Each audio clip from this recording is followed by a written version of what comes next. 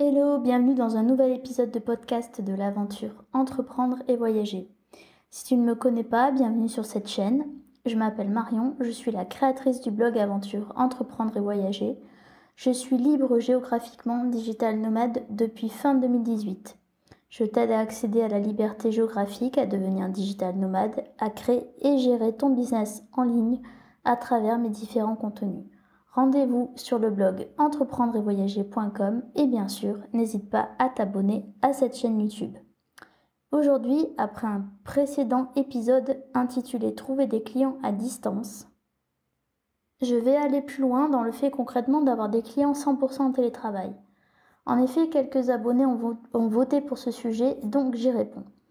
Il faut savoir que quelle que soit l'activité professionnelle que tu choisis pour l'aventure, le fait d'avoir et de conserver des clients 100% en télétravail, donc soit en ligne, que tu rencontres pas en physique, etc., c'est un choix qui va avoir des répercussions dans ta vie, dans ton organisation professionnelle et personnelle.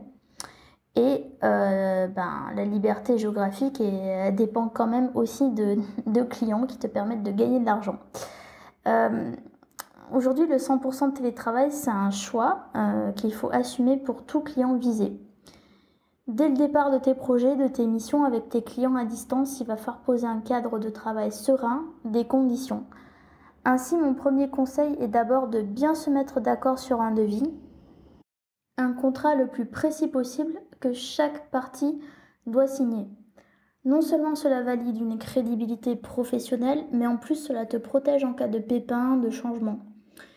Pourquoi ? Parce qu'il faut savoir que juridiquement un contrat fait loi et concrètement ce genre de situation, de changement avec différents clients, de dérives, etc. ça arrive malheureusement même avec des signatures, donc autant y veiller. Ensuite, pour éviter certaines déconvenues, être complètement sereine avec le fait d'avoir des clients 100% à distance, fixe les règles concernant les moyens de communication à utiliser entre vous. En effet, on n'y pense pas souvent, mais aujourd'hui, avec la multiplication des outils, des logiciels, des moyens de communication, tout le monde n'entrevoit pas un processus professionnel de communication de la même manière, malheureusement. Par exemple, moi, je suis très email, et l'email, c'est un outil professionnel, car cela permet 1. De ne pas interrompre mes clients et moi-même à tort et à travers, 2. De garder des traces écrites, et crois-moi, quand on jongle avec plusieurs clients en même temps, ça évite certaines erreurs, et ça, voilà, c'est plus pro. 3. C'est moins chronophage de faire un petit email rapide que de passer une demi-heure au téléphone, un temps qui n'est pas directement payé. Sinon, j'aime bien aussi faire des vidéos, il n'y a pas de problème si elles sont planifiées avec mes clients, c'est agréable de se voir, on partage souvent un bon moment, un bon échange, et puis on peut partager aussi notre écran et gagner du temps, c'est très pratique. Enfin, aujourd'hui, ici, je voulais aussi souligner l'importance des créneaux horaires, des dates pour tes rendez-vous et rendus lorsque tu as des clients 100% en télétravail. En effet, ce n'est pas parce que l'on travaille en ligne que le temps ne passe pas, qu'on n'a pas besoin d'être payer, optimiser son temps et qu'on n'a pas besoin de cadre précis, bien au contraire. Demander à tes clients de ne pas improviser au fil de l'eau, de te donner des deadlines pour tes missions est primordial pour t'y retrouver, t'organiser, avancer sereinement, te concentrer sur ton cœur de métier et surtout lorsque tu es en déplacement. Qui plus est, j'ajouterais même qu'il serait optimum de se mettre d'accord sur des horaires précis de rendu. Pourquoi ? Parce que parfois, on va pas savoir précisément à quel moment dans la journée on va avoir un retour. Et donc, ça va éviter de faire perdre du temps aux deux parties concernant des retours sur des tâches en question.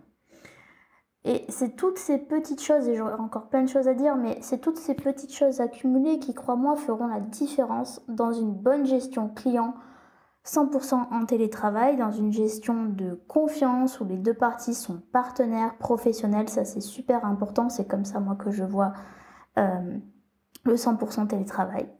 Voilà, donc ce petit podcast est fini. J'aimerais bien savoir ce que tu en as pensé. Est-ce que tu as déjà des clients en remote, en télétravail ? Comment les gères-tu ? As-tu des questions à ce sujet ? Surtout, n'hésite pas à m'en faire part dans les commentaires. Et moi, je te dis à très bientôt sur le blog et dans un prochain podcast sur cette chaîne.